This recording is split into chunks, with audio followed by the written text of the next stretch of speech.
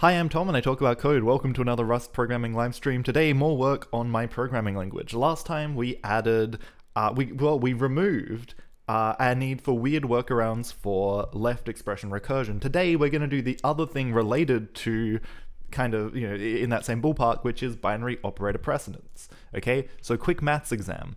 If we have A plus B times C plus D, how do we group this? Currently, in my language, we would group this as A plus B times C plus D, okay?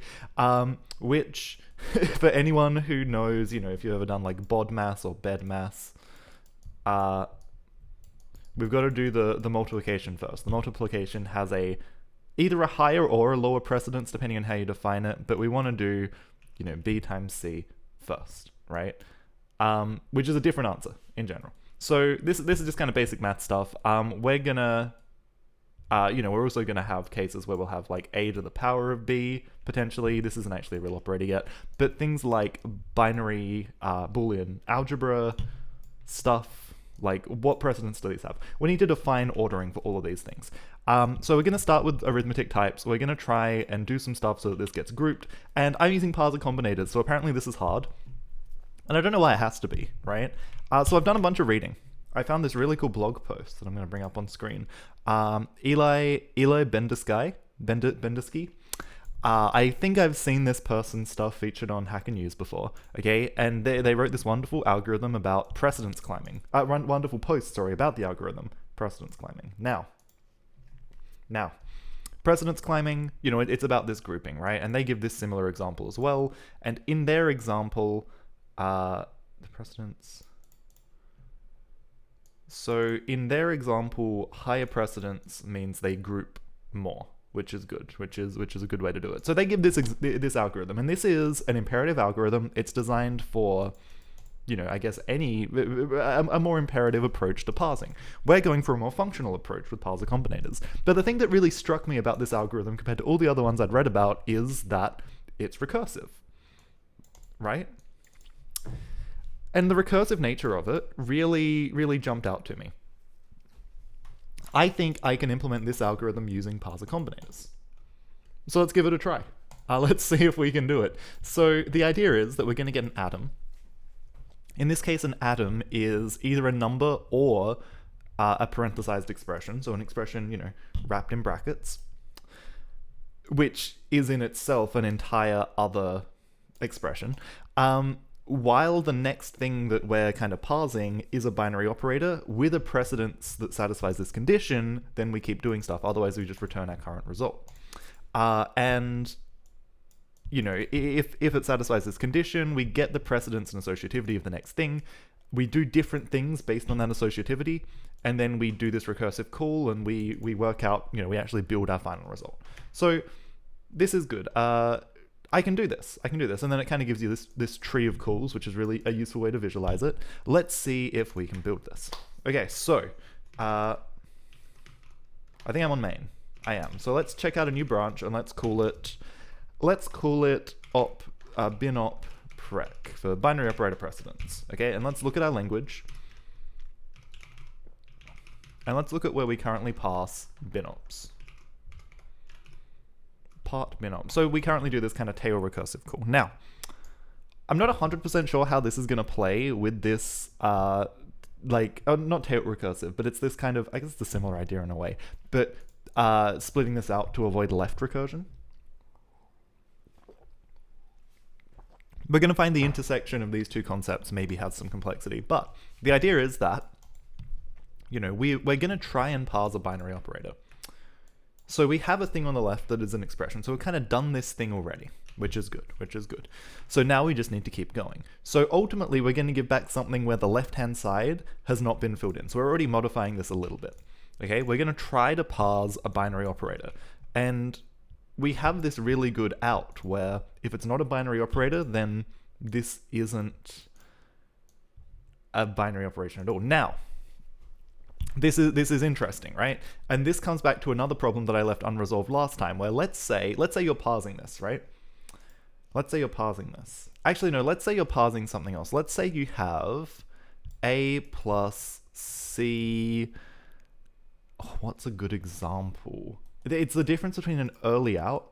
So, let's make up a character that isn't an operator. Let's pick comma D, right? So if we try and parse this as a binary operator, we say, well, okay, we've got to, we're going to go through, we get this, and then we try to parse this as a binary operator. We do, so we keep going to C, which we parse as an expression, which is good. And we kind of do this recursive thing. But then when we hit this, if we try and parse it as a binary operator, that's an error. That's going to go back and tell, whatever. We're going to try and do the next parser in the chain because we parse a sequence of things in our expression parser. So is this... does this say that the whole binary operation failed? Does that say that this isn't a binary operator? Do I even need to worry about this? Are the semantics different for the first binary operator and any subsequent ones? Because at this point, we're already parsing this as a chain of binary operators, I guess. That's kind of what I'm thinking. We'll find out if that's a problem. We'll find out if that's a problem.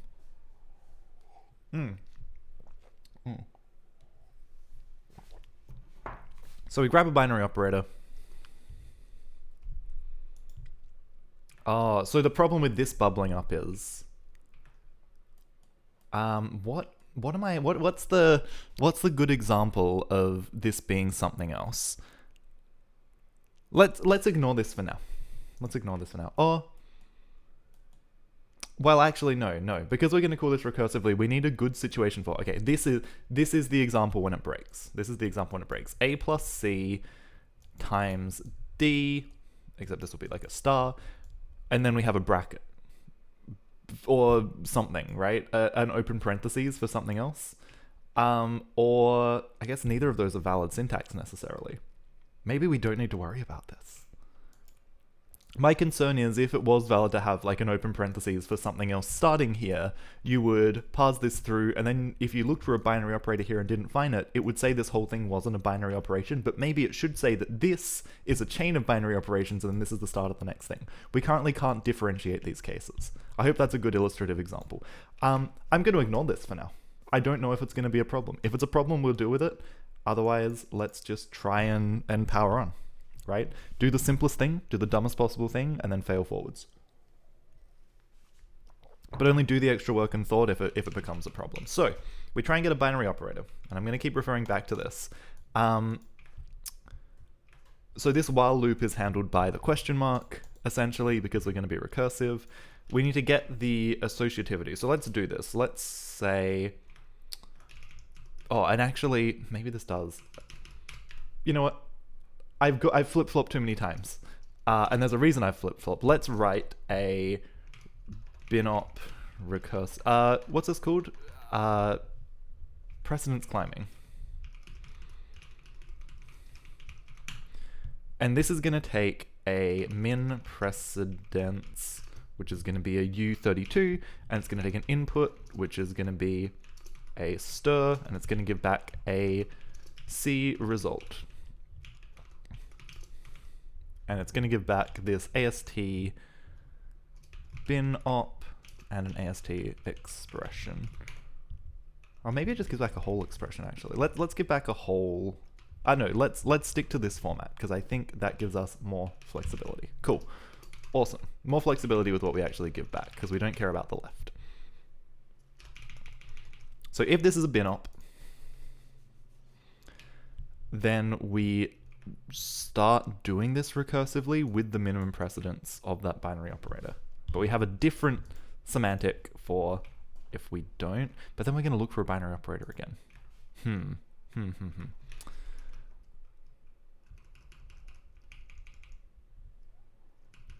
I just need it to start.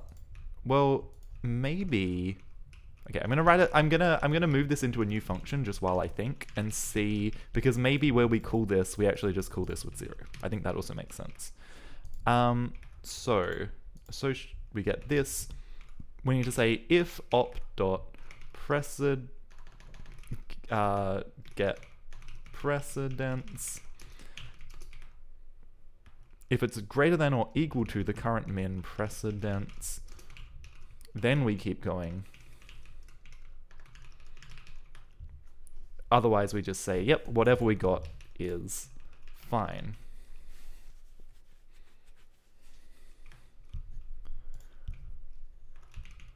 We're gonna say let next. So left next being precedence is the current min precedence plus, and we're going to use an if expression here. We'll say if op.is left. If it is left associative, then we add 1, otherwise we add 0. Beautiful, beautiful. Same. But it has to be the precedence. It's the precedence of the operator plus this. That is subtly different. I hadn't noticed that before. And then we call compute expression, which is the recursive call. So we're going to say let. Now, there's two things wrong here. One is that we need to actually handle a complete bracketed expression. Maybe any kind of expression.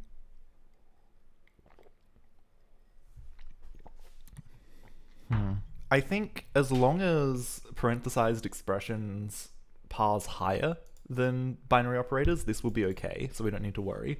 So let's try this. It's kind of recursive. But we've just consumed a binary operator, so if we try and do this recursively, we will encounter a problem because we're going to have too many we're going to look for a binary operator again straight away. So that actually doesn't work. That doesn't work. We need to parse the expression in here as well, which I guess is fine. I guess that's fine because this always comes. But now we're gonna, if we say let s, if the first thing we do in here is try and parse an expression, then we're going to have this left recursion problem again. So this is where these two things fight each other. This is where they start to battle it out.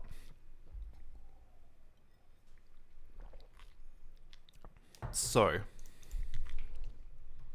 hand side is compute expression. Okay, well, I guess we can do this, right? We could say S1, this, right? This thing where we get the next expression. Let's call it RHS instead. Okay, and because we've seen a binary operator, we're getting increasingly confident that an actual error, this is the error we care about. Compute operator, result right-hand side. So, and that, I guess, is just like adding it to the chain. So that's fine. So we've done this recursively. And this is the recursive part. So this is this and this question mark handle this while loop. So then do we just return? Okay, S1, and we want to give back. What do we want to give back? We want to give back the operator and the whole right-hand side. Otherwise, we just give back whatever we got here, which is just the operator and the original expression, except there's no expression here. Where do we get an expression from? Where did this go? What happened? What happened here?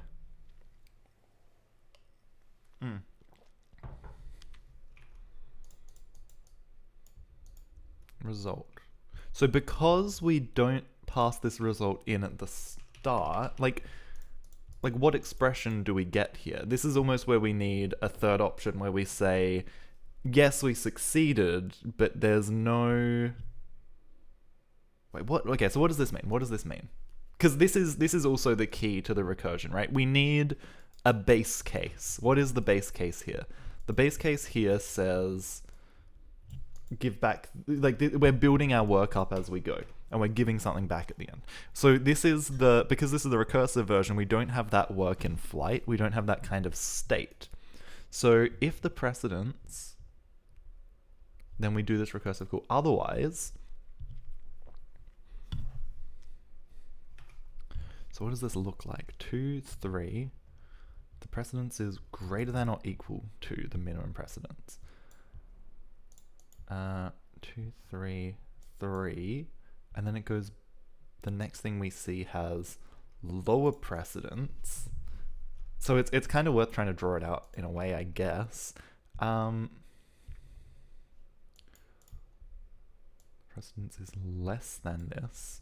So this is where we go back, right? To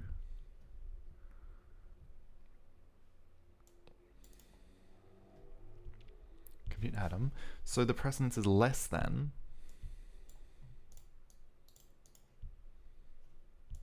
Yeah, so because the precedence is less than, it groups to the right. Groups to the left, rather. Otherwise, it's going to group to the right first. So this is good. So we've kind of got the group to the right part down, right? Where we're happy to keep consuming, right? We can go, hey, 2 plus 3, we're happy to keep going here. We're happy to keep going here. But what happens when we hit this? What are we actually left with in this case? Because we've just called this recursively. Right, imagine we're in a recursive part of this. We've seen a binary operator. We've seen a binary operator that's lower. What do we give back? What do we have to give back here? In the context of this function, all we've seen is this star. So we need to somehow communicate back up a layer that this is one whole expression on the left, right? And my result type is not quite powerful enough to do this.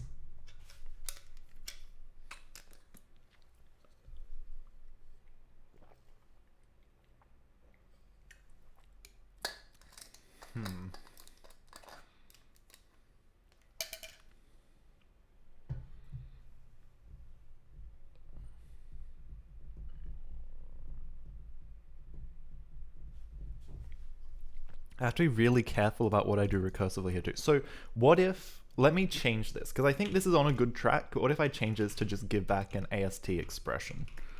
Okay. What if I don't do this weird thing? What if I just give back a whole expression? What does this look like? So we would say let S0, the left-hand side is, oh, let's even call it result.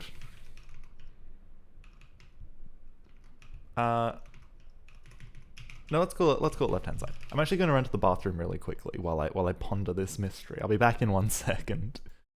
All right.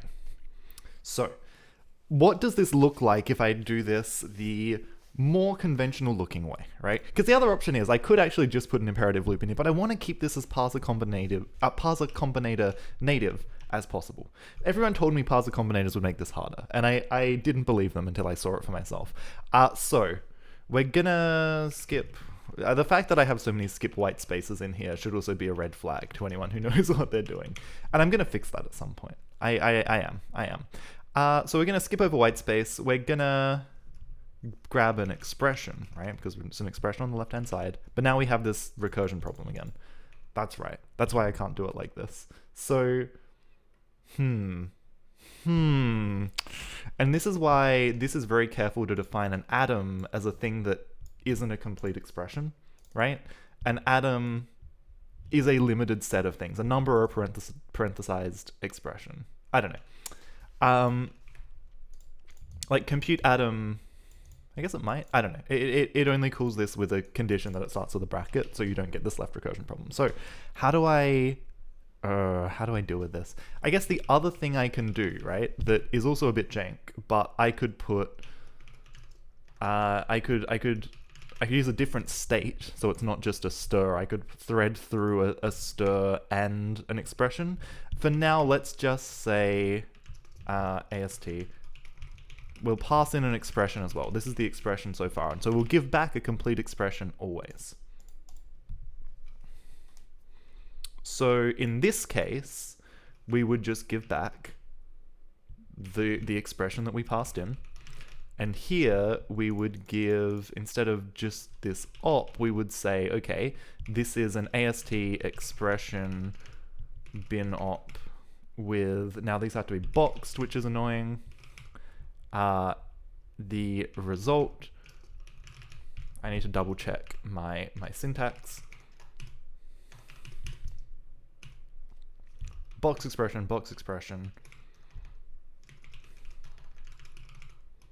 RHS and the operator in question. So maybe like this, right? We'd have precedence climb recursive, and then maybe we don't even use this anymore. So we'll replace the expression part binop with precedence climb recursive, which takes a min precedence and a result. Now, there is also a problem here. Hold on. Oh no, there isn't, because this, yeah, okay, let's do it. So here, when we do this, let's call this, we'll call this precedence climb recursive. We're gonna pass in 0. We're gonna pass in the expression we have so far, which is the expression, and we're gonna pass in the current state. What happens when I build this? Mismatched closing delimiter. Wonderful. Because I forgot a semicolon there. Okay, that's fine. No, unclosed delimiter. Also here. That's also fine. We can deal with that. Okay, here we go. So we've got some methods that aren't defined because I just made them up, and that's good. Oh yeah, and also, okay, so there's two things to quickly do. So, bin op. Yeah, here we go. So we need to just have a generic impl block for this now. And we'll say, I mean, maybe this could be like data or something instead. I don't know. I'm going to do it in code. Get precedence, which is going to give back a u32. Again, maybe I should have like a type alias for this, but for now we'll just do raw u32. It's going to take a ref to self. We'll match on our self. And then we say, if we get add, we're going to have precedence of, now, greater than or equal, we keep going to the right. So I think that means add, subtract have the lowest precedence, multiply and divide, and maybe mod is, oh wait, there's no divide. Well, let's say multiply and mod are going to have precedence 2, sorry, this should still be 1, equal, greater than equal, less than equal, not equal.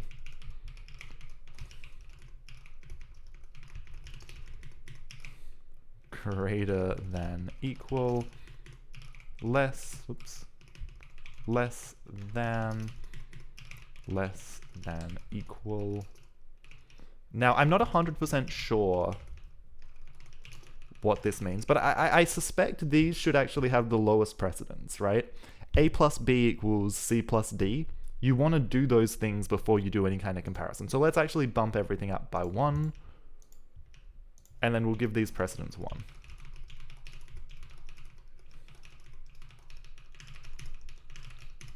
Cool. Now we're also going to have another function. This needs to be a pub function. A pub function called isLeftAssociative. And this is just going to give back a bool, true or false. And we're going to have to, again, think about what this actually means. So, match self. Cool.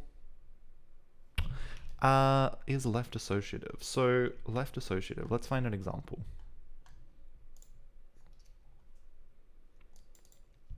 Cool. Computing. Condition, sets minimum precedence, sub-expression somewhere. Associativity is left. Multiply associates to the left. Cool. Whereas this is associative to the right. Yeah. Cool. So it always does. Okay. So false, false, false. But I think these are, oh no, hold on, left associative, true. But I think these other ones actually are right associative, right? Because you want this grouping, if it's like A equals B, I think you want them to group, I think this is false,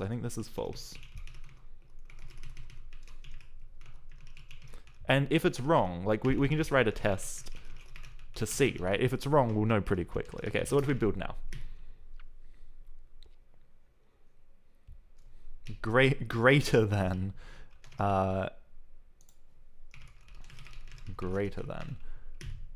equal, next one precedence.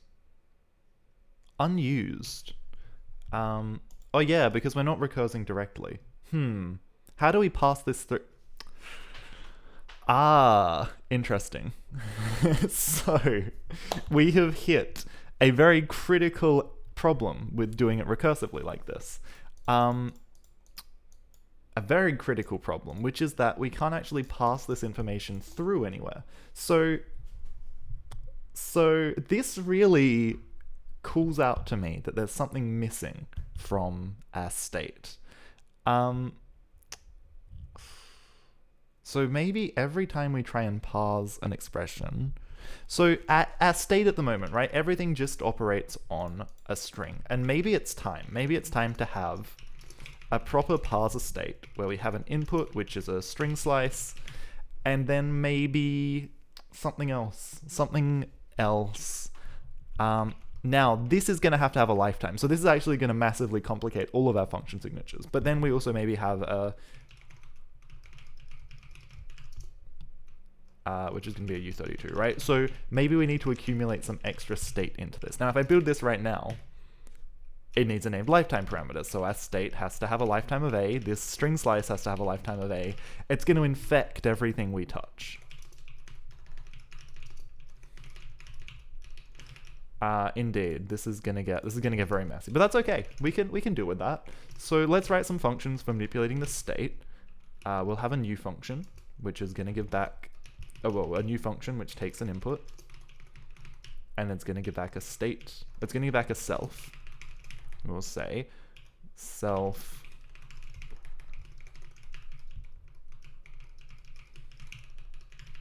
right, because we take in a string slice with lifetime A. And we're saying that we have a lifetime A, so as long as this string slice has the same lifetime as us, this will be fine. And we start with a precedence of 0. We start with a precedence of 0. Okay? Now, every time we start parsing a new statement, we want to reset this precedence. But every time we're parsing an expression, we want to pass it forward. We're going to have to literally rewrite all of our functions to operate on this, which is incredible, which is really incredible. Everything? I think it's probably easier to do everything.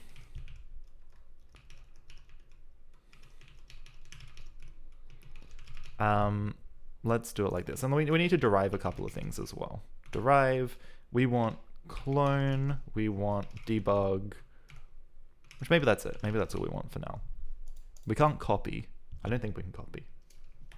Maybe we can copy this. It's not very big. It's not very complicated. Let's just go with clone and debug for now. I'll try and add copy later potentially. And then we probably want to say,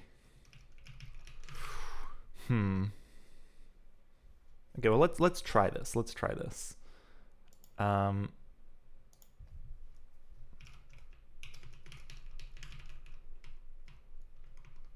So we'll try and say that we take in a state. Oh no, sorry. This is actually a string slice. My mistake.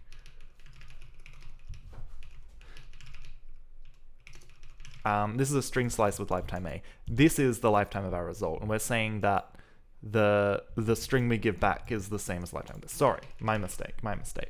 It's good when you forget how to use your own APIs. The good thing is most of our combinators are very generic. So now our input, for one thing, this has a lifetime, and we have a state with lifetime A.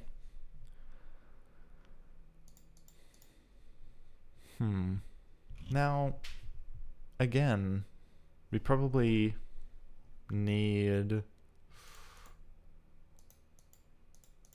repeat 1. So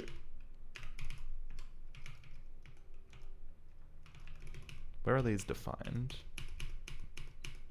Oh no, sorry, that's not what I want. But these are parser combinators that take. So we're going to have to map into this space at some point, right? Alpha operates on characters. We collect x.iter. That's okay. Right, and the thing we pass into this is input. The thing we're probably going to have to pass into this eventually is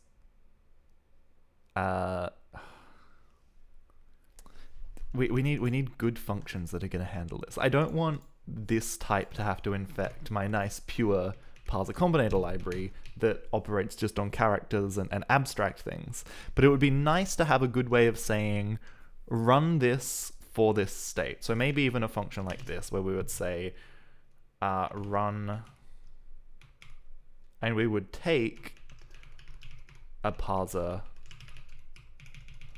So maybe let's say S. So some of these are concrete, right? Where we would have a parser with two generic things, T and E, but parser is actually generic on 4 things because of this function type. But this only exists inside. So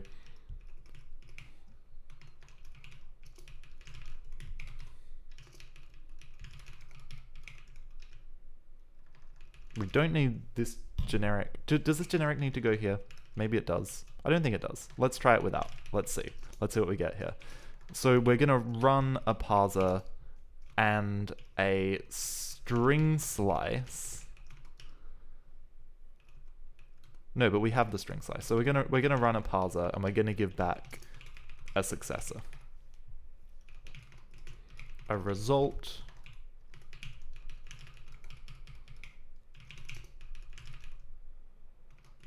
So we consume ourself and we give back a result of self. Maybe this needs to be a ref. Let's make it a ref. So if it's okay, we give back self t. But this parser operates on a string. Yeah.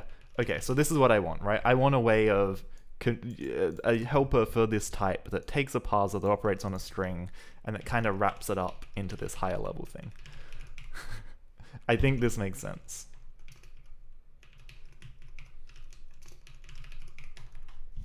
Let's just see what this looks like. I think this would make it better. Where we would say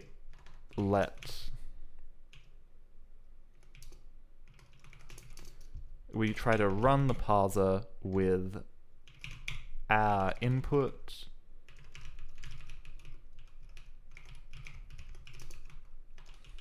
and let's actually match on it because we need to do different things depending on the result. If we get an okay, then all we do is return ourself, the successor to ourself. I guess the question is, what happens? No, we don't need to worry about. We don't need to worry about that. So we just give back self dot. We give back our successor. No, let's just say self. Let's not overcomplicate it. Input.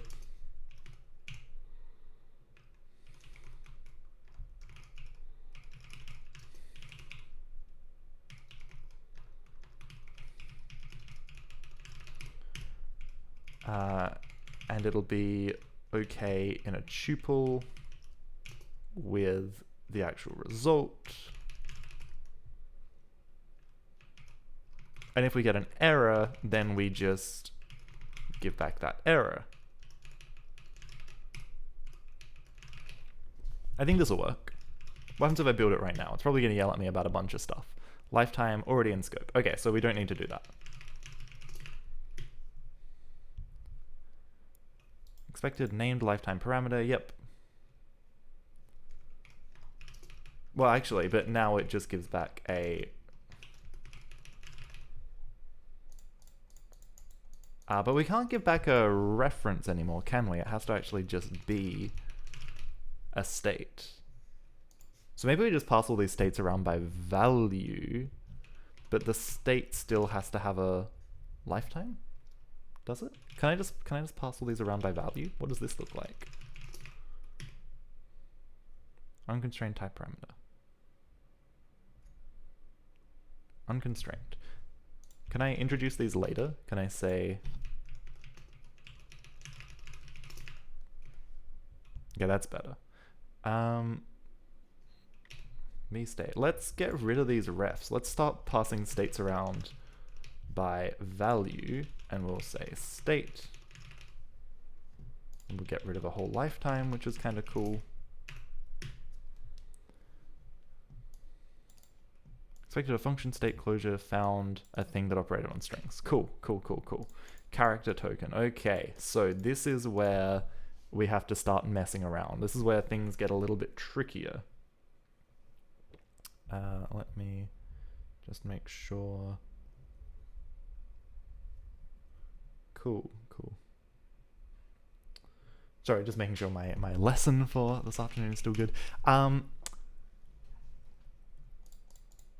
So we're running this. So I want to do it this way, where I say, we need to say move. We need to make this an actual closure now, and then we'll say state.run. We'll use this. So we run a thing that takes a stir and gives us back whatever. And this should actually just work? Will it? Maybe? Expected a Dyn parser, found an opaque type. This is getting trickier. I think I want impl. I want an impl there, or a Dyn there. Value referencing, state is borrowed here. State is borrowed here. Yes, because... Oh, okay, so this is good, this is good. Because we move self, so I guess we could just say... Yeah, this should be okay. I trust the compiler to be smart about this memory. Okay, and now we're really moving through this, I think. Now we're getting somewhere. So here, I can just say, our input's a state, I can say input.run this.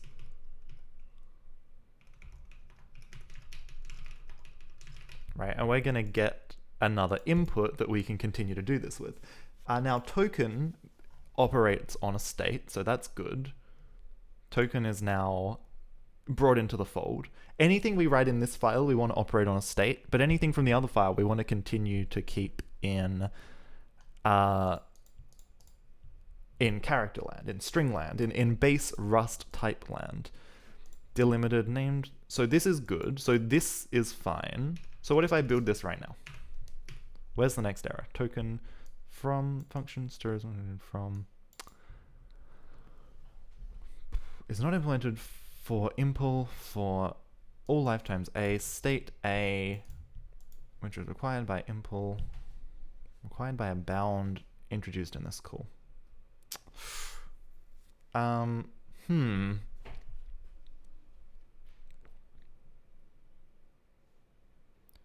STE. So token is no longer a parser somehow.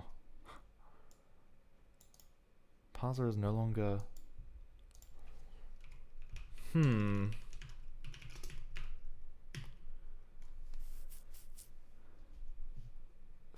Function stir. Oh, skip white space. Hold on. It's because skip white space expects something else. Skip white space.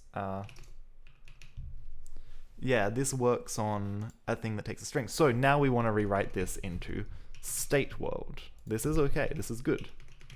And actually, I think we can get rid of the lifetime entirely. Let's try that. Let's try that, because we're going to take a parser that takes a state, and then we're going to say, instead of this, we'll say state input.run the parser. So instead of this, instead of calling it like a function, we use a run. We map the error, and then that should also be okay. f.run, and then we apply whatever parser we had with the state, which, okay, that feels pretty good. Expected a named lifetime parameter on the state. So we do need a lifetime parameter. Okay, there we go. How does that look? Lifetime A defined here. Escapes out of the closure. Now this gets trickier, right? Input escapes the closure requires that one must outlive A.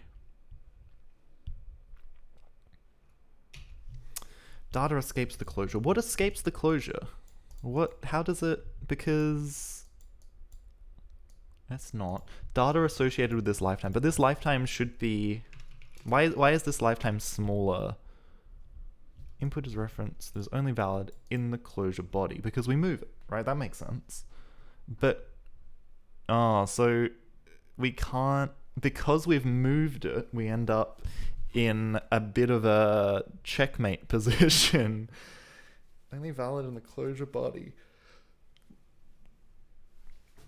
Oh, so hold on. So do I just have to say that the state, these things all have the same lifetime? Can I say that the lifetime is bigger? Is that okay? It appears to be okay. Cool. So where are we? 61. This appears to be kicking the can down the road, which is good, which makes me happy. Allow empty. Now, this is one of mine, right? Well, they're all mine. I wrote this whole library. This is inside the language, or is it? Okay, so we're back to this thing where confidence error required by a bound introduced by the school. So we're saying that function state goes to this confidence error. We're saying that it's not a parser. So delimited appears to require something else here. No, delimited isn't bringing in, what brings in the string requirement?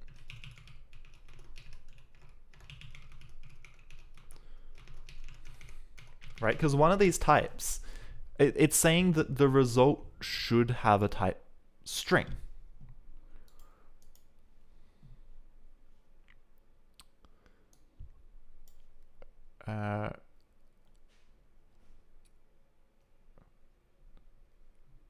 That does seem okay. Hold on. Functions a state with a lifetime gives back a result with a state and a string. Parse error. Amplify. I wish it would. Hold on. I wish it would tell me what this, where this. So delimited and skip white space. Function stir is not implemented for.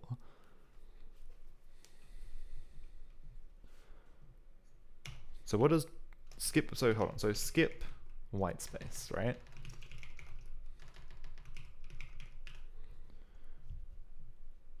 It gives back a state and a T.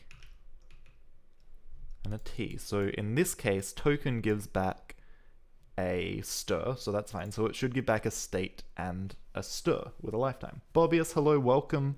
Welcome. We're deep in the weeds of the Rust borrow checker yelling at me for trying to do things that it maybe doesn't want. And that's okay. That's okay.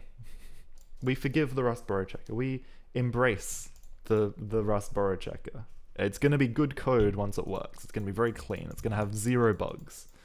But yeah, I'm close. Operator precedence, I'm trying to implement an imperative algorithm because it's recursive, right? So it's right for Parser Combinators. So we're down this hole and it's looking good. I just need to thread the current expression precedence through all of my state. And it turns out that changing all my stirs into states is hard. Because I'm stubborn and I don't want to I still want it to be kind of general and generic. So we've got this mismatch, and I don't exactly know what the mismatch is.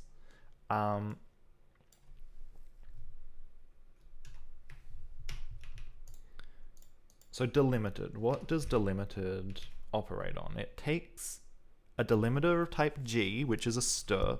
It must be this. It must be takes a parser F and a parser G. Oh, hold on, it's namedarg. The problem is namedarg. So namedarg, I need to transform into a thing that operates on a state and gives us back a state, parse type, identifier. So all these things, right? We're slowly, and I'm just going to work down the list, honestly. I'm just going to work down the list and change them all. into things that operate on states.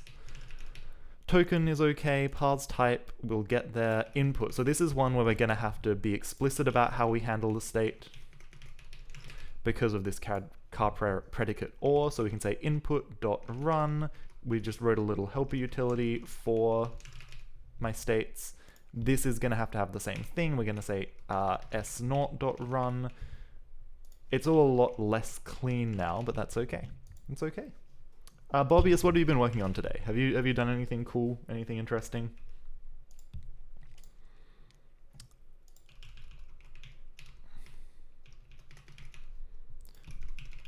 It's always good to hear, you know, Bobbius. I feel like Bobbius always has something kind of funky that's been going on, and I love to hear it.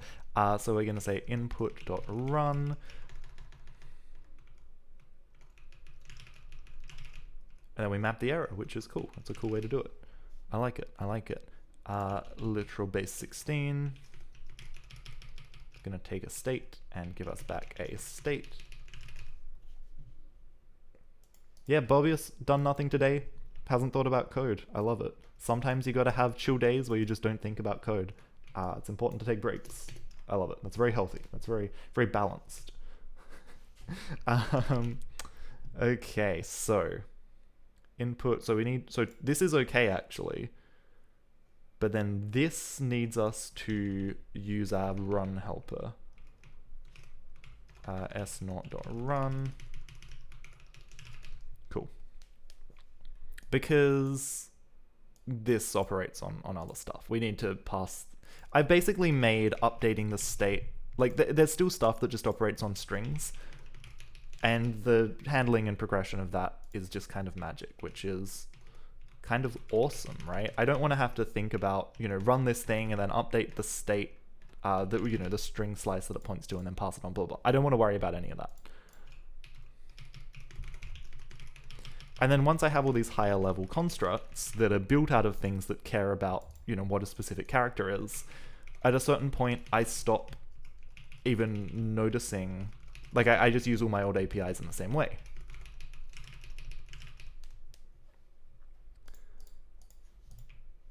Oops. You're going to comment on how clean swapping in state is. Yeah, you know, because all these functions are very generic, like here, again, like I have to do a little bit of manual work to map between the state world and the string world, and that's a little function here, which just does this. It's not that much code. And that just, yeah, that basically handles the mapping from state to string and back. And then at a certain point, because this file kind of goes top to bottom, they get less, they get less stringy as you go down. They get higher level bits you're putting together, which is the joy of Parser Combinators. So here I don't have to do anything. These two functions are so generic that they don't care if they were taking a state or a string. An identifier handles the mapping from state to string and then back to state. So that's cool. I say it works. These will no doubt, I'm gonna build this and it's gonna have about 5 million compiler errors, but that's okay. Identifier is fine. Dotted field I think is okay. So all our little primitive atom functions, all our leaf nodes do all this mapping for us, and we just put them together into cool ways. Identifier does the mapping, skip whitespace expression, this is all good, this is all good. Token now works on states. So that is one of the most commonly seen combinators that I use, or functions that I use. I guess it is in a sense a combinator because it takes a thing and gives us back a new parser.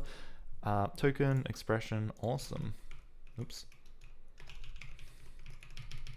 And I think from here it's mostly gonna just be this replace. I could probably search and replace this mostly automatically, but I'm gonna do it manually because it gives me a chance to reflect and think about what I'm typing. Hailer, you debugged an overlay network in Kubernetes, wrote some Alexa, thought about how you're never late to write JavaScript again. Presentation about professionalism in IT. That sounds like a lot of stuff. I don't even know well, I know what an overlay network is vaguely, but I don't know how I'd go about debugging one. So that's great. But Elixir is really cool. What's your review of Elixir? Should I learn some Elixir? Is it worth doing as, you know, a Golang backend guy?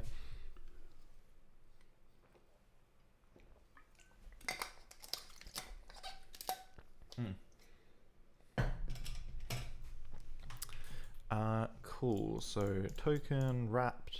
This should all be good.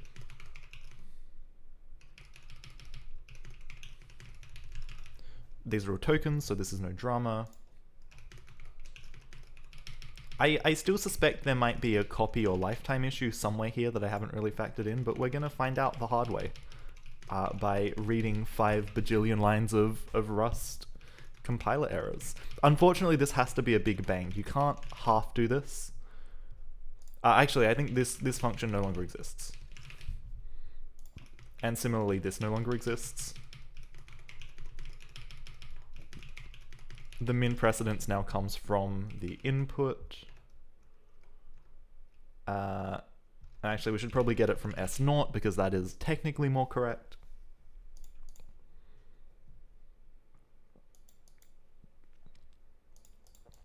Skip white space. So that seems good. That seems really good. Except, so we need to modify S1 here. We say S1 dot min press. I think it's min precedence, right? Expo precedence. Sorry. Our current expression precedence.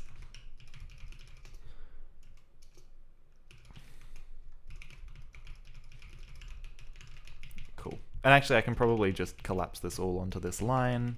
Let's just not even have the temporary variable. Oh gosh, that was ugly.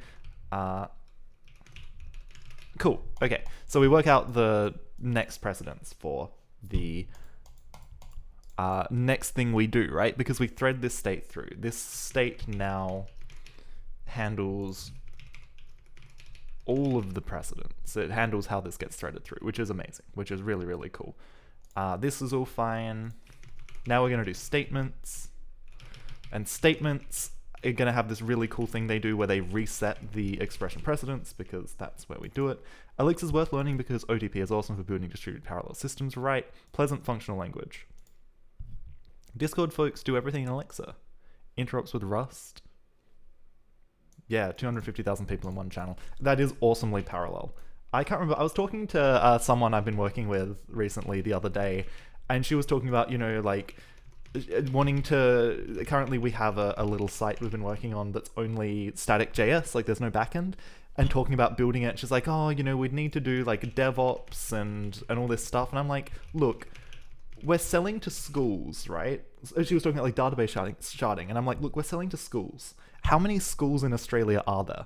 Like, how many concurrent reads and writes are we going to have? Just stick it on a server with like an i5, and she'll probably be right.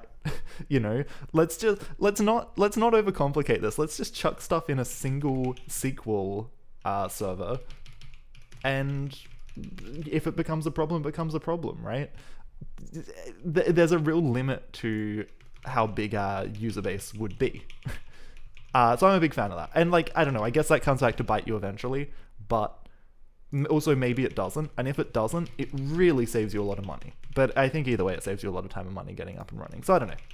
There are pros and cons to trying to do things in a very distributed way. But then there's also the, you know, just give it to Microsoft and let them, or I guess Google, whoever your, you know, AWS, and just say, manage this for me. I don't want to think about scaling up. I don't want to have to think about spinning stuff up and down myself, right? I defer the management of this to you, and you pay a lot more for it, but that can kind of be good sometimes. I'm reaching a point where I think maybe this should just be a find and replace, because this has been very automatic. I hope you've enjoyed watching me type the word state approximately 102 times. What else have we got? So we're getting near the end of state, and at the end of statements, sorry. And there's one important thing I need to do here. Okay? And because I'm passing this in, I can just make this mutable. I want to say input dot expression precedence equals 0. I want to reset it.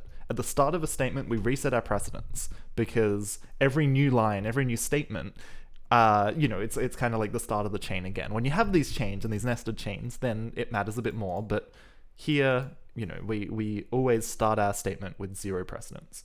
Skip white space doesn't work on anything in particular. Function body is going to be important now.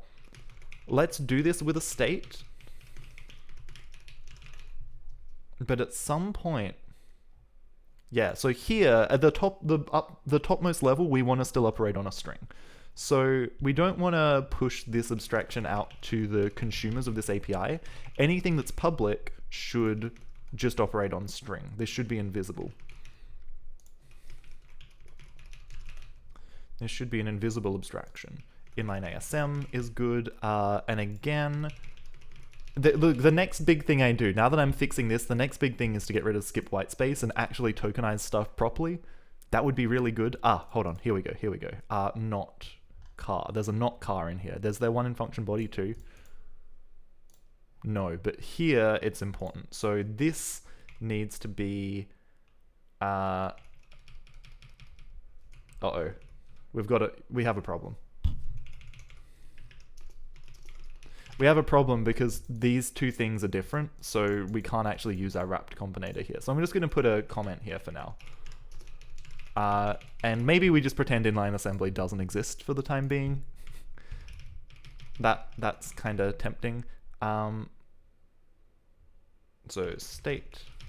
So I'm kind of glad I still did these manually, because that's the kind of thing I probably would have missed. Now parse AST. Current state equals. So what we want is current state to equal state input expression precedence 0. And it might even be better to say this. I think I like that a bit more. And we should just be able to derive default, I think. Actually, no, we can't because that's a reference.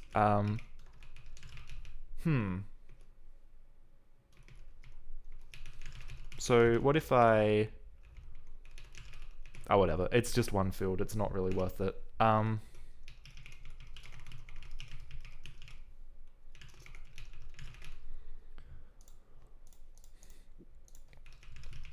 right. Are we ready for approximately 2 million errors? Input. Move occurs because input has this type which does not implement copy. Move. So we need to put a lot of clones everywhere, which kind of sucks. Can I make this copy? I don't think I can, but I'm gonna try anyway. Okay, apparently I can just make that copy, so that made that very simple. That's good news. Okay, parser new expected stir found straight. That found state. So what I want is input dot input. Let's find all instances of that.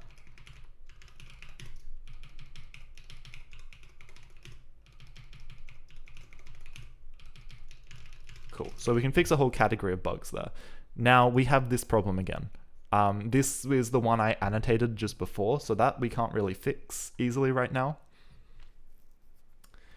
Unless... Oh, here's a thought. Here's a thought. Damn it. Am I gonna have to go... I might have to go pee again. I've drunk too much tea. Alright. It's not... I'm gonna focus. I'm gonna focus on this for a little bit. So, I want to look at how I've defined wrapped, right? How have we defined wrapped? F, G, and H.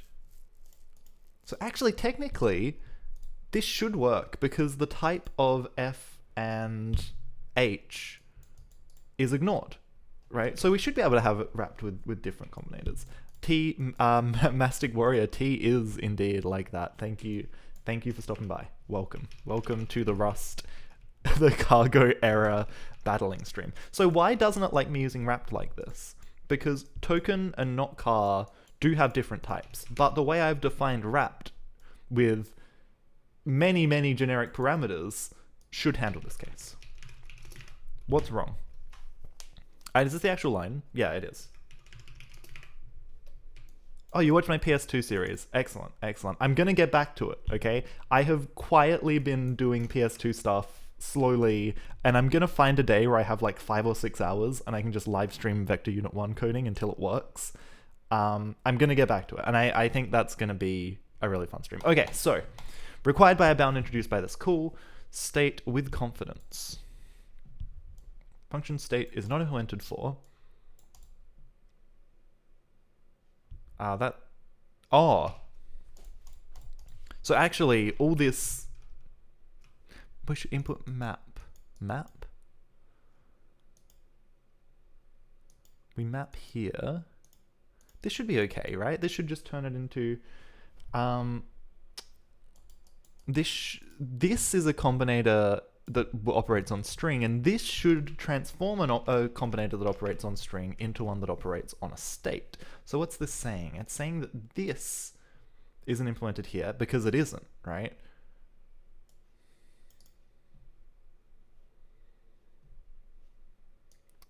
Oh, but the parse error...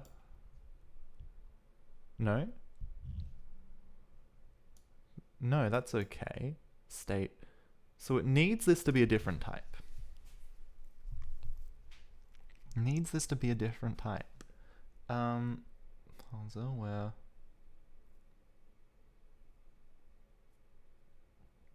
Oh, they have different states. Hold on. So this is fine, right? So A, B, C, whatever, but the actual S here is different. So what if I write another combinator here, right? What if I write one that kind of does what run does, but is a freestanding function? Let's call it lift to state. Okay, this is going to take in it's going to take in a parser, which operates on, so much like this, a string. We'll give this a lifetime because I think it's going to want one. That's not where lifetimes go. It's going to operate on a string slice, a T and an E, because we don't care about T or E specifically. Okay. So it takes this parser and it's going to give us back a impl parser that operates on state T and E.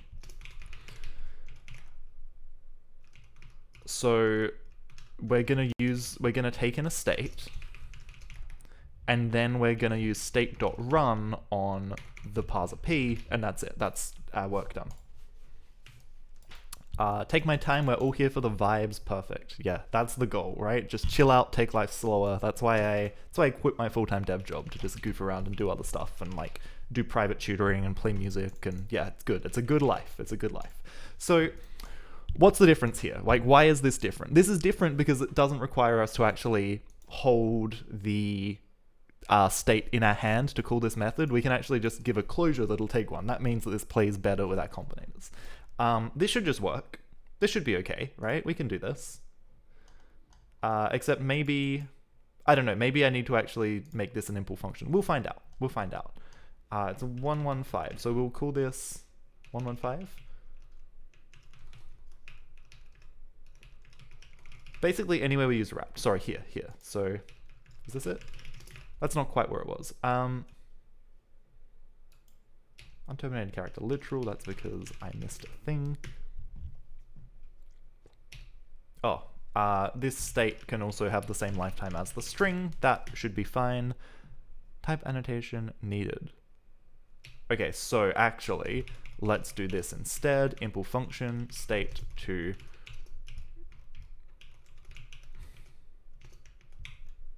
and actually this is going to be a result state T E.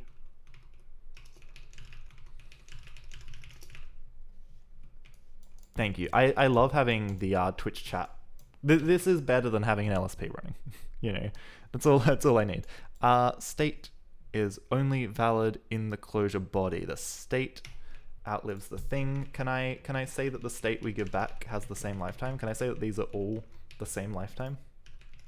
Actually, I guess I need 2 lifetimes, right? I want A and B, and maybe these are B.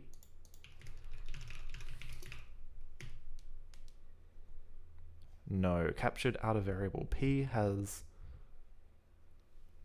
this type which does not implement the copy trait. Huh.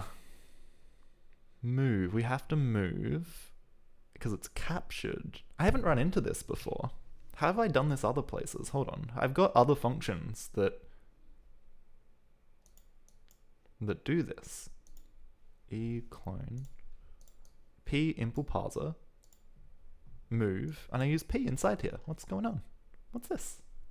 What's this? I've done this before, right? What if I make these all the same lifetime? Does it still care?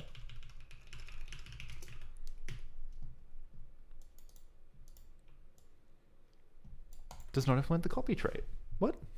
Huh? Huh? What? Does not implement the copy trait. Why can't I do this? Captured by a function closure. This has never been a problem before. We've been able to take these things as arguments and do stuff with them. So what's this? Silverwolf DOA, thank you very much for the follow. Welcome, welcome. We are deep in Rustland. PL needs to be parser. Make it a parser plus copy. Sure, let's see what happens. So can I do this? Or is this a need for a where statement? No, that worked. Wow, thank you. That is beautiful. Okay, so with confidence, now we can say lift to state.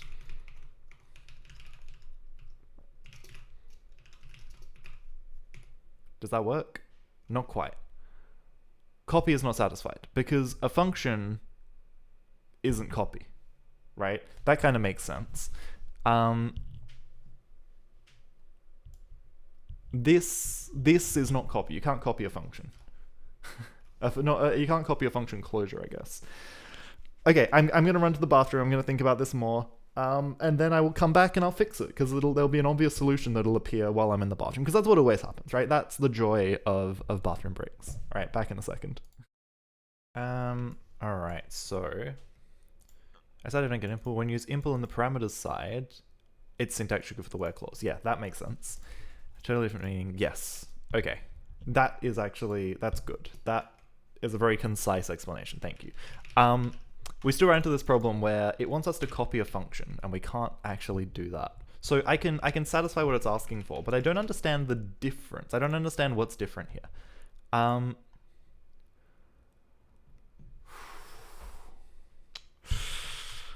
Parser, because parser might have,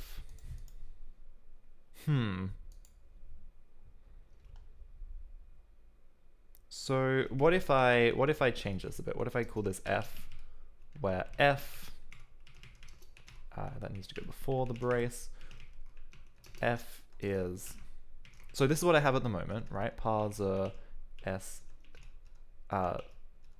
stir t e, right? This is what is currently there and yelling at me. Yeah, so as you said, it's syntactic sugar. So what if I change this? And the only reason I've rewritten it like this, yeah, so the only reason I've rewritten it like this is it's easier to see what I do if I make changes. So what if I turn this into a func explicitly? What if I call this, and this is gonna have the same problem, right? Where it wants to copy it, but it can't. So a function that takes a string, and this is very similar to what I had, but a little bit different. A result.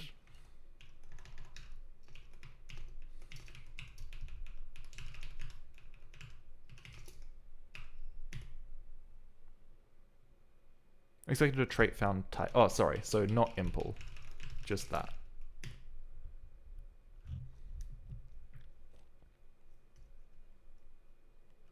And I forgot to put my parentheses around it. Captured out a variable. So this is the same thing. F does not implement copy. That's really annoying. That's really annoying. Move. Captured by this closure, p gets moved. But in other closures, I can use the parser I pass in without it being moved. I can say p.run. So, okay, let's rewrite it. Let's rewrite it a little.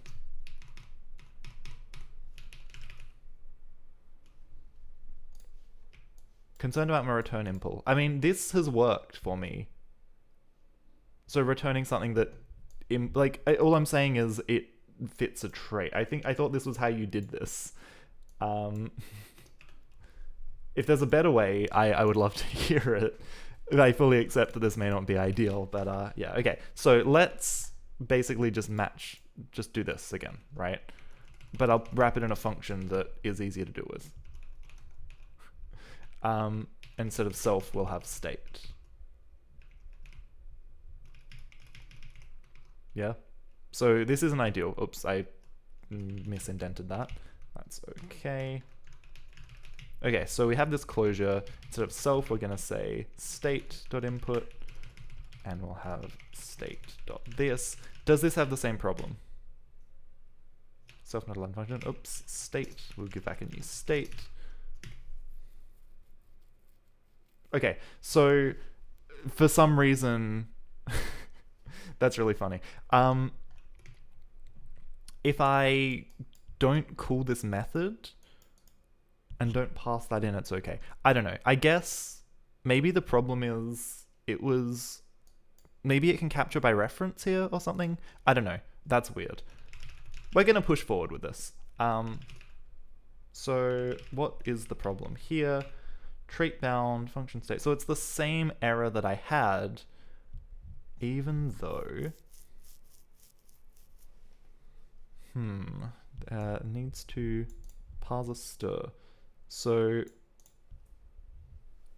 parser stir, lift to state. So lift to state should turn this into a function from, you know, a parser that takes a state and gives us back a state. That feels like it makes sense. Trait from stir, but why does it need to be from stir? Map. What does map do? Let's look at combinators. Map takes a parser and a function from T to U. Ah, hold on. This is the problem. T to U. No, this isn't the problem. This doesn't even touch the state. So that's okay. That's okay. Lift to state. This is, we're only changing the S in our parser STE. We're changing from, you know, S0 to S1, right? We're changing S. That's all we do. That's all we do. We wrap this up in a different S. We take in a different S, we give out a different S. So wrapped, again, if we look at wrapped, all of the parsers operate on the same state. That is what we should be doing here.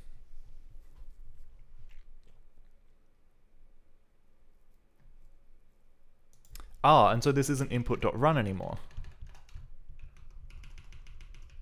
That would do it.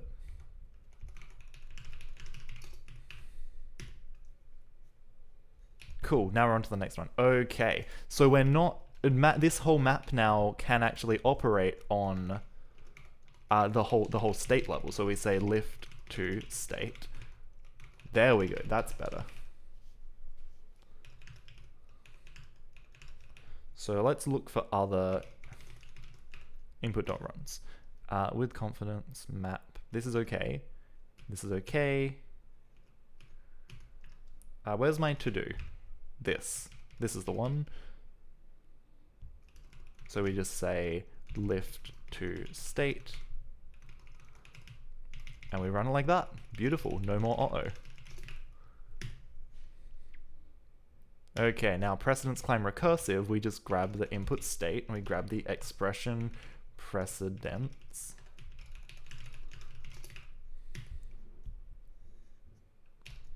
What? Oh no, we don't even need to pass it in, sorry, because the state's there. Perfect, yes. Excellent. This is a little bit different now, because we get the whole returning expression. And we're just going to shadow this.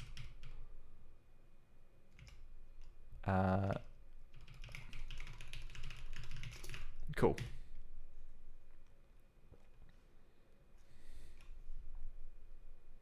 Move occurs. So that wasn't happening before. Is that because... Oh, move occurs because we pass it in here.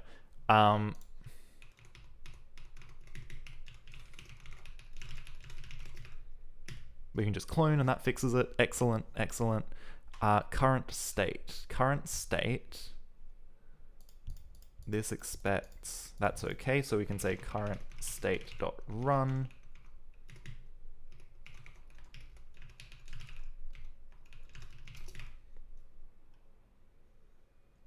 State next.is empty. We can say state next.input.is empty.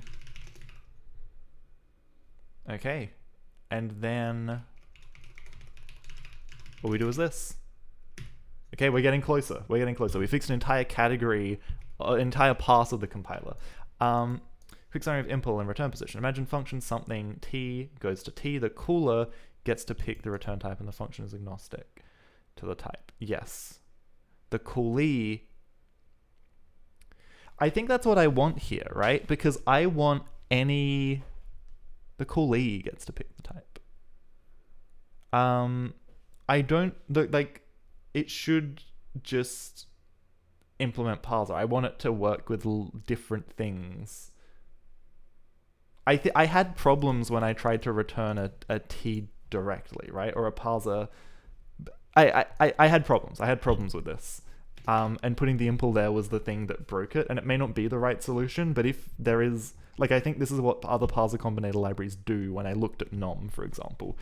If there's a better way, I would love to see it. Okay, so now we just have to fix the, let's look at all our pub functions. This isn't pub, this shouldn't be pub, this shouldn't be pub, this shouldn't be pub, this shouldn't be pub. We're just going to clean up all these pub functions. This is very polluting. It's a very silly thing I've done here. Get rid of this, get rid of that.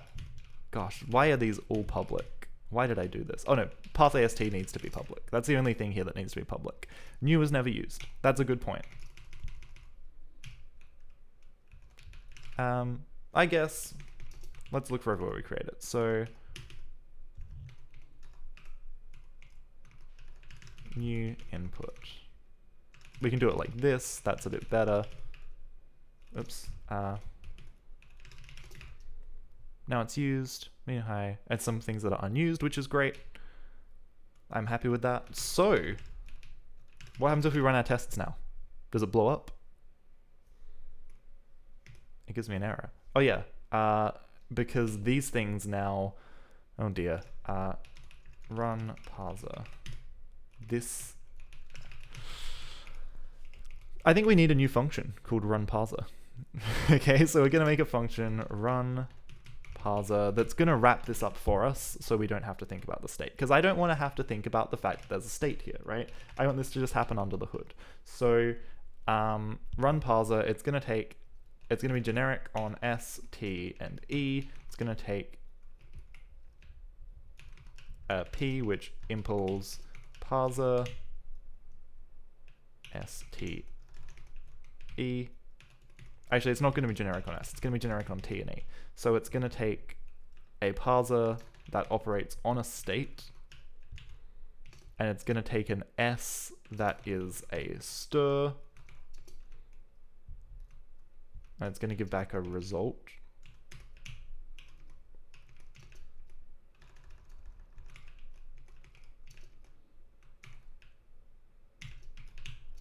Cool, so it's going to be like this. It's going to be like this. And then we can just say run.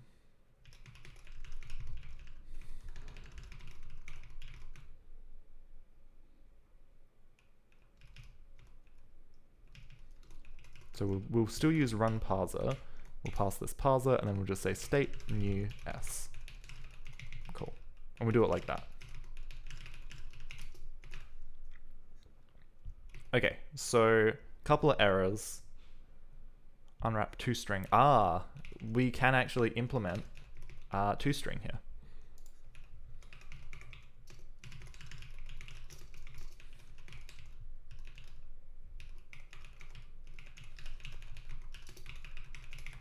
Now I can never remember quite what the format, the function signature is, so let's just double check. Format display. Oops, not alloc format display, normal format display. We want this. Self formatter, and then we just want format result because there's a nice utility type, which I should also investigate using. Okay, so. What do we want to do? We just want to write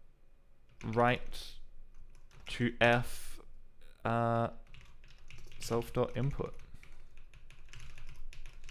Easy.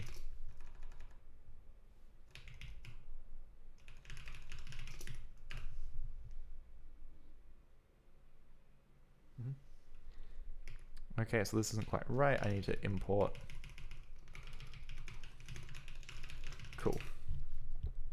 Okay, so that builds. Does it test? Your second thought is impl is right here. You found my stream because you've been doing your own compiler side project. Decided against it being purely functional, allowing the parser to keep state. Yeah. Don't have the self-returning parser stuff. Nice. I was very tempted by this, but once I saw this page and saw that this was a recursive function, I was like, hold my beer. I've got this. I have a theory. Okay, so error. Anonymous lifetimes are unstable. Yes, that's okay. I know what to do here. I just have to be explicit. Okay, so state. These have the same lifetime. And this is still an error. That's okay. Let's allow unused here because this is just a bit annoying. Dead code. Because this is kind of important. Here we go. Now we're going to get much more pure error reporting. Run parser. Found this type parameter. Expected result. Language. State.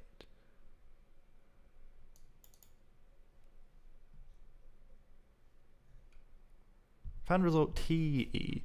Run parser. Oh, right. Run parser doesn't give... Oop. I forgot what run parser did. Run parser mulches the state at the end, so you just get a TE, right? Because you don't really care about the state. You just want to run the parser, consume everything, and then get something back.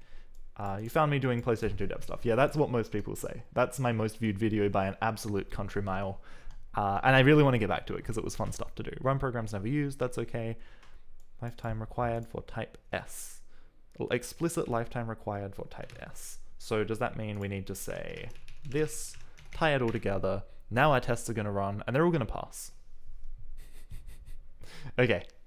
So we've finally, like that was a lot of work to get back here, and everything works except for brackets. Okay?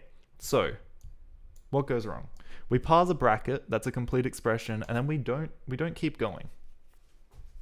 So why might this happen? This is literally the thing I was talking about, right? So this we can maybe avoid. So what happens here, right? We can walk through this logic ourselves. So we have, what have I got? 5 times x plus 3 times y. Okay, so what does our parser do? Well, it sees this bracket and it's like, okay, this is an expression in brackets. Cool.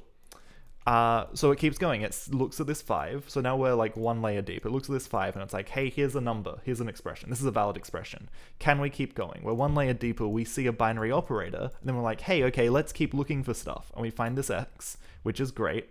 And then we continue to look, right? Oh, hold on, this one broke too. I didn't notice that broke. This is more important. If we fix this, this will fix as well. So we're now looking for a binary operator. We've found a complete binary operator, but we keep going, right? Because there might be something on the right. So we look at this, and this bracket is not part of a binary operator, so this binary operator part fails. And I don't know in which way exactly it fails. I think we should get... Like what we should get here is 5 times x. And then it should find it's all wrapped in brackets. And I think that is what's happening. Because it succeeds. So that looks like that works correctly.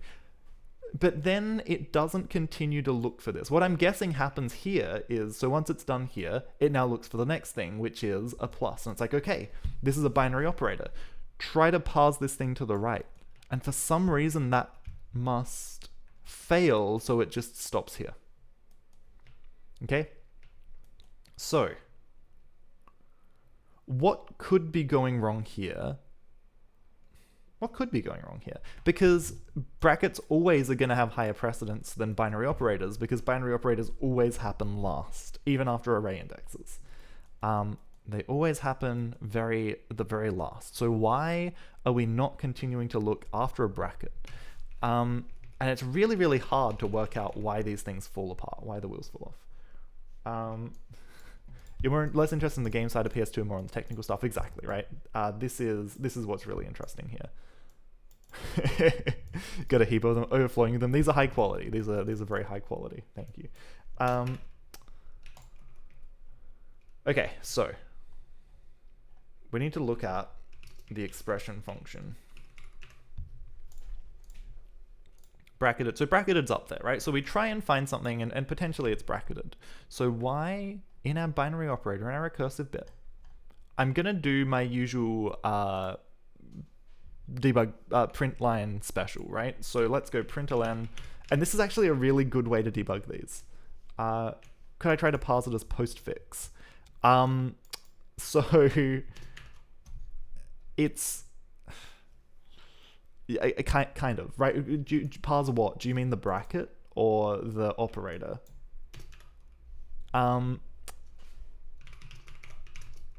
So we'll print out the operator we found and the precedence, which is the input. Oh, well, I need to do it outside here, I think. Input dot expression precedence. And I guess we probably want to say yes, not expression precedence. And let's just see what this looks like when we run it.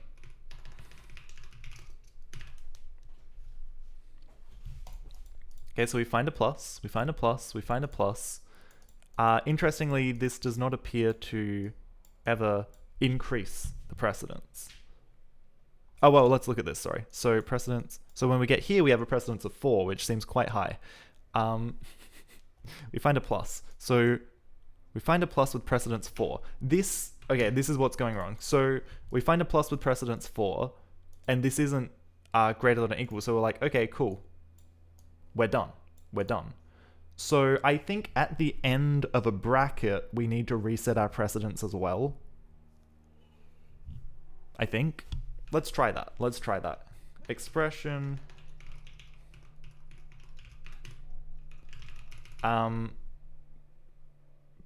Because that, and this kind of gets into this a bit as well. This is kind of like we can't, the postfix prefix part doesn't really factor in because we're still matching with the operator inside the bracket. So when we get to the end of a bracket, I think let's grab it. Let's say let's try this. Let's say s dot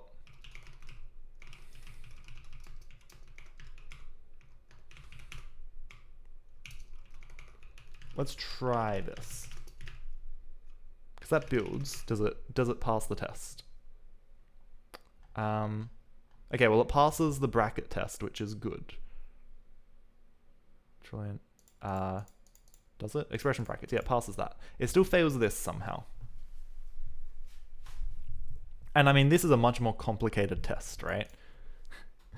I expected a star. So that means that this whole thing failed to parse and it's trying to look for something else here. Something else here. Equals. So the whole right-hand side of this expression does not parse. And that's probably because inside an array index, we need to reset them as well, potentially. So we see a plus. We see a plus.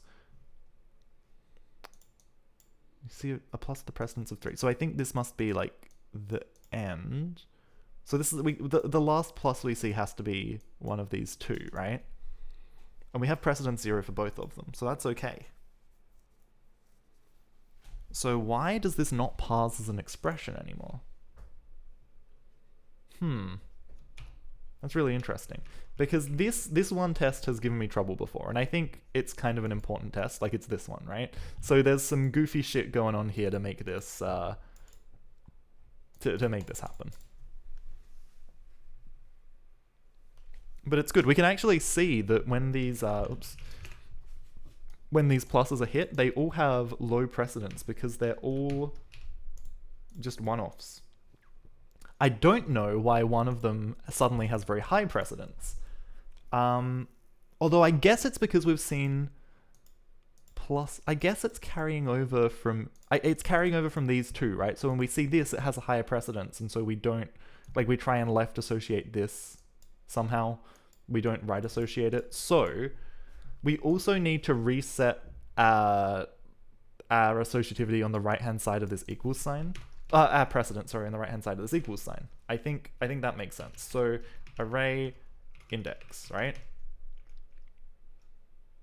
Array index. Statement array index. So on the right hand side of this, it's like a new expression. So we want to make this mutable. We're going to say s1 dot expression precedence equals 0. And then we just carry on as usual.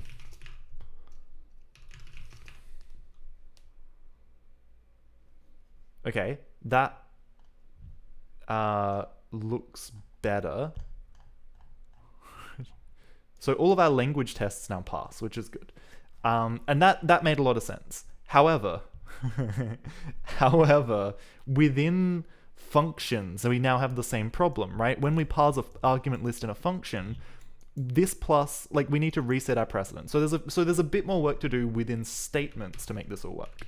So array index, so anywhere we have anything on the right-hand side of an equal side, basically, we need to think about what that means. Now, in this case, it doesn't matter because there's no expression. We have an expression on the left-hand side of something and then further expressions.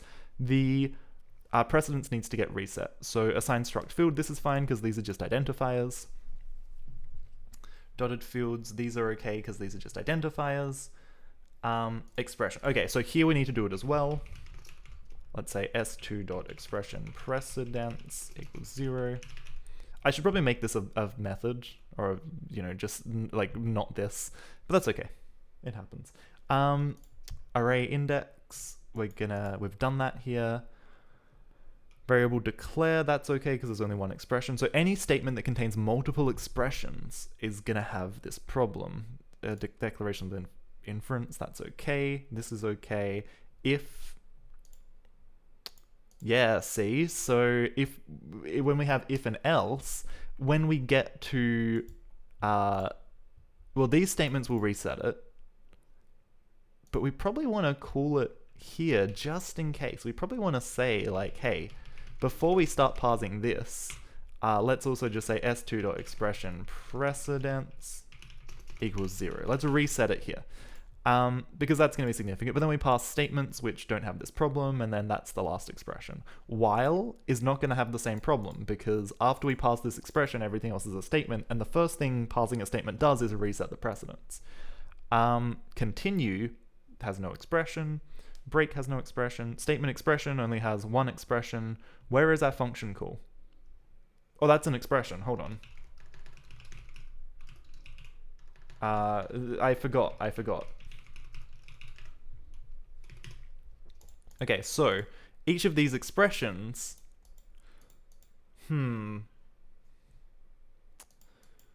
so I probably need a function that like resets it or something, and I could do that. So let's maybe say reset precedence. Let's just write a really shitty function to do it. It's gonna take an input, no, it's gonna take a p, which is a parser state t. It's a parser state te, and it gives us back a impl parser state te,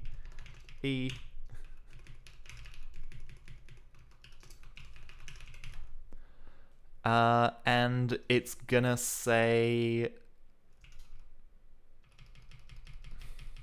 I guess maybe it should be an impl function state gives us back a result state te. It's gonna move state, we'll say state dot, I think maybe it has to be mutable, maybe we have to say it there, state dot expression precedence equals 0, and then we say p dot run state. I think that's okay. Then we just need to do the generics. I think we need a lifetime te state a state a state a. Cool. Okay, so then can we just say reset prec? Not quite, because I forgot to say impl, and that is fine. Mismatch type, expected result this. That's because I just put a semicolon in because I am not a Rust dev. Okay, awesome. All our tests passed. So that's pretty cool. I'm gonna have to leave it there. I think next time we're gonna have to try and write some better tests because I suspect there's still stuff that's broken. The fact that my language test suite did not catch a whole host of errors there is a little bit of a problem. So we designed associativity and precedence, we implemented climbing, we did not write many tests. We fixed tests, but we did not write new tests. But that was good, that was productive. I did not expect to achieve that in one stream, so I'm feeling very good about that. Awesome, let's find someone cool to raid. Let's throw these viewers on and share the love around. It would be awesome to find someone cool. I'd love to find some Rust stuff. There's a couple of people on at the moment, a couple of people on. Minecraft mod. I mean, OCaml typing sounds cool. Cool. So there's some good, you feel the urge to document or test your code, you lay down until the feeling passes. You never encounter the climbing algorithm. The climbing algorithm's good. It's very simple. It's very, very simple. Hold on, let me link the post I read. If I remember, I'll put this in the YouTube description as well. Cool, so what do we have? What do we have? Something good, someone kind of small.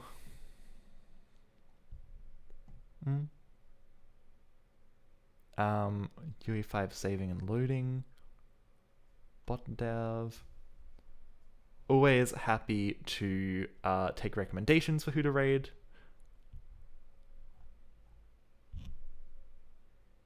Yeah, there's some good stuff going on. It's always hard to pick. It's hard when there's lots of good looking stuff. Always hard when there's so much good stuff going on.